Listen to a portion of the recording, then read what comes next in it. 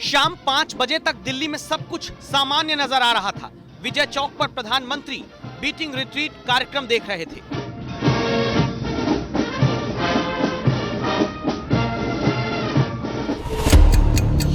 तभी शाम 5:05 पर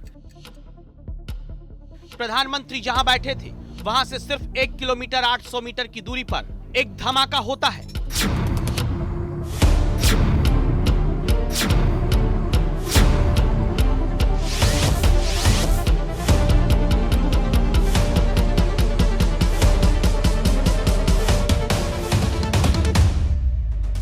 ये ब्लास्ट दिल्ली में इजराइल के दूतावास के करीब हुआ। कितनी दूरी पर, इसे आपको एनिमेशन से दिखाते हैं।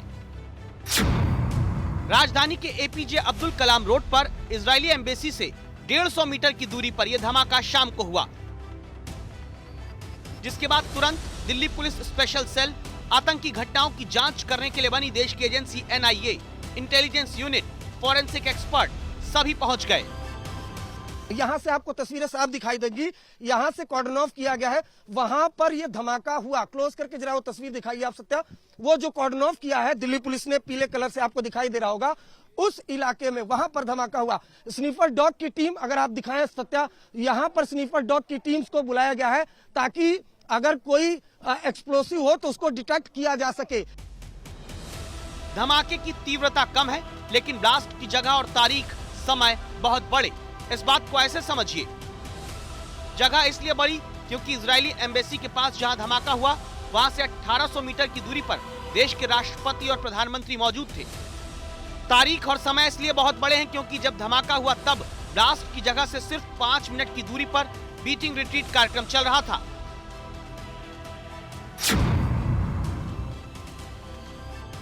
धमाका किस चीज में हुआ? जवाब यह कि दिल्ली पुलिस के सूत्रों के मुताबिक झाड़ियों के पास आईईडी बम को रखा गया था। आईईडी यानी इम्प्रोवाइज्ड एक्सप्लोजिव डिवाइस। आईईडी में घातक और आग लगने वाले विस्फोटक रसायन का इस्तेमाल किया जाता है।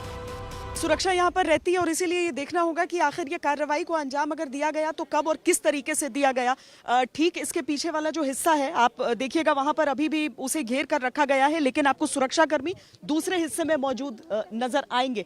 यहाँ पर जो है वो एनआईए की टीम यहाँ पर भी पहुंच के और जो फोरेंसिक्स की टीम है वो यहाँ पर पहुंच के यहाँ से देखने के लिए कि किस तरह के एक्सप्लोसिव्स थे, क्योंकि जब तक वो चीजें, एक लो इंटेंसिटी आईईडी था ये तो पता है, लेकिन ऐसा नहीं है कि लो इंटेंसिटी आईईडी से किसी को नुकसान नहीं हो सकता है। अगर कोई व्यक्ति वहां पर रहेगा तो उसे काफी आघात हो सकता है, जान भी जा सकती है।